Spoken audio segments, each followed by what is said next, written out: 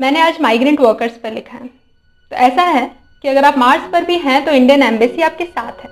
मैंने अपनी पीठ थपथपाई वहाँ। हमारे देश की तो कुछ बात है।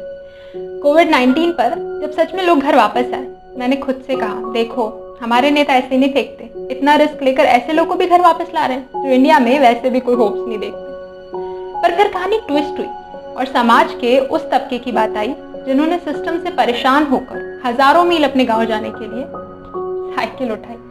और यहाँ से शुरू होती है हमारी कहानी, जिसके हीरो है रामू जी। रामू जी भी अपने परिवार से दूर रहकर यहाँ शहर में चाय की रेडी लगाते हैं। मोदी जी भी चाय वाले थे, ये कहकर खूब इतराते। पर हाय री किस्मत, मोदी जी ने जब लॉकडाउन का अनाउंसमेंट किया तो सबसे पहले गाज रामू जी जैसे लोगों पे गिरी। उन्हें पता भी नहीं चला अचानक से उनकी किस्मत कैसे फेरी। रामू जी की तो कोई सेविंग्स भी नहीं है, अब वो अपना घर कैसे चलाएंगे। और बड़े स्वाभिमानी है हमारे रामू जी, फोटो खिंचवाने के बदले किसी से मांग कर कुछ नहीं खाएंगे।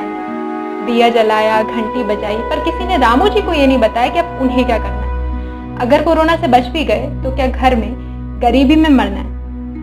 रामू जी वेट कर रहे हैं, किसी दिन तो मोदी जी आएंगे और डिटेल में रामू जी लोगों के बारे में कुछ बोलेंगे। या जिन्हें इलेक्शंस में जितवाया था ना, वो उनके गेट पर आएंगे और रामू जी खुशी से गेट खोलेंगे। स्टे होम, स्टे सेफ वाले मैसेज सब तक पहुंच गए, पर सरकार ने वाजिब कदम क्यों नहीं उठाए। रामू जी जैसे लोग पैनिक में क्यों रह गए। खैर, रामू जी ने अब डिसाइड किया है कि वो अपने घर वापस जाएंगे। आखिर महीने का राशन और घर का किराया रामू जी कैसे चुकाएंगे।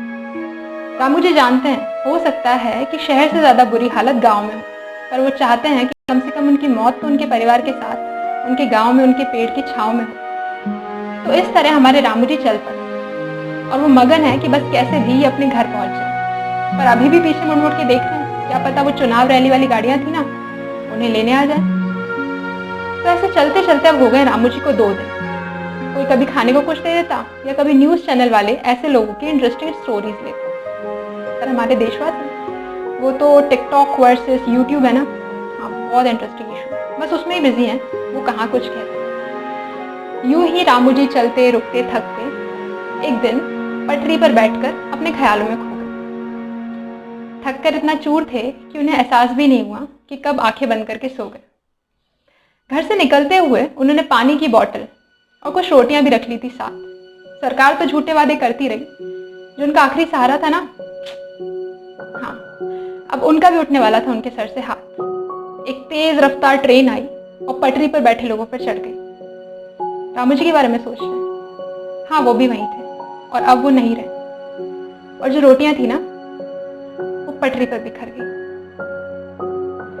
हमारे हीरो के साथ ऐसा नहीं होना था ना, हाँ नहीं होना चाहिए था, और किसी के साथ भी ऐसा नहीं होना